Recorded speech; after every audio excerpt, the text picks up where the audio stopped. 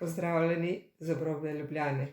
Sva Uroš, in Mateja in trenutno uživamo v neverjetnem miru v hiši, ker so vsi otroci po opravljenih obveznostih pobegnili ven na zrak, na vrt in nenadoma je v hiši nastala tišina. In blažen mir. to je za nas prava milost, ki je sicer pred to epidemijo nismo bili deležni zaradi številnih popoldanskih obveznosti najinih 5 otrok. Vedno se zdi nemogoče, dokler se ne zgodi. Je enkrat zapisal Nelson Mandela in v teh 14 dneh je cela družina naša diplomirala iz računalništva in različnih načinov sodobne komunikacije. Mi se namreč temu nadaleč izogibamo in raje uživamo na svežem zraku, ob dobri knjigi, tudi pri delu ali pa v dobri družbi, in otroci prejmejo telefon šele ob koncu osnovne šole. Midva sva bila zaradi tega večkrat deležna raznih očitkov izven naše družine, da bodo zaradi tega najini otroci prikrajšani in da bodo zaostajali za sošolci in tako naprej. In pride koronavirus. In smo bili primorani pomnožiti naše računalnike in druge pametne naprave, ker neumen telefon ni bil več dober. In zdaj vse bolj obvladamo tisto, česar doslej sploh nismo pogrešali. Ampak ugotavljamo, da včasih pride tudi prav. Ne le za šolo, za službo. Sistem smo ta teden preizkusili tudi v naši zakonski skupini, ker se že toliko časa nismo videli in je bilo prav fajn. Ja. Sicer imamo pametne telefone, ampak mi še vedno nismo zadosti pametni in se moramo še vedno truditi, zato v naši družini še vedno, sploh zaradi tega, ker smo toliko časa zdaj skupaj doma, prihaja do raznih crashov. In hvala Bogu, da imamo hišo, da imamo vrt, da se lahko vsak umakne takrat, kamor želi. Ampak imamo pa to prednost, da smo zdaj vsi doma, da se ob obrokih in zvečer zberemo lahko skupaj in da takrat predelamo vse te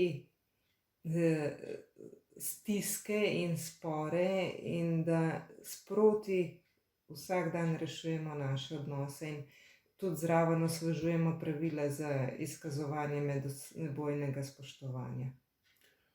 Elektronske naprave moramo ravno zaradi vsakodnevne uporabe polniti. In večkrat ugotavljam, da nam zmanjkuje kablov, vtičnic in krožimo po celi hiši, kje bo kakšna prazna. Ampak za osebno polnjenje priključitev Gospodu prav dan, rabimo samo voljo pa čas. Ampak to je običajno težko, ker nimamo konkretnih znamenj, da te nekdo posluša. Ja, ljudje običajno potrebujemo ena konkretna znamenja. Tudi že v Jezusovem času so ljudje potrebovali čudeže, da so verjeli. In po opravljenem čudežu so vedno bili vsi navdušeni in so Jezusa poveličevali. Ampak Jezus ni bil tak. Pomnožil je kruh, pomnožil je ribe, množica je vsa navdušeno hitela k njemu, ampak pozabljamo pa, da se evangelij s tem ne konča. Vsa navdušena množica ga je hotela imeti za voditelja in je hitela k njemu. Ampak on se je ponižno umaknil v samoto. Njegovo bistvo ni v tem, kakor ga mi vidimo in želimo v naši sebičnosti, temveč v tem, kar je on zame osebno v srcu. Ne smemo torej iskati časti, se navezati na nek uspeh, slavo in ne vem kaj še vse, ampak ljudem, tistim bližnjim in tudi vsem s tistimi, ki se srečujemo, služiti z iskreno ljubeznijo. Ja. Torej v tem času se nam je dogajalo marsikaj, se nam še dogajajo stvari in se nam bodo vedno v življenju, za katere ne vemo, zakaj se tako zgodijo, ampak vse to je dobro.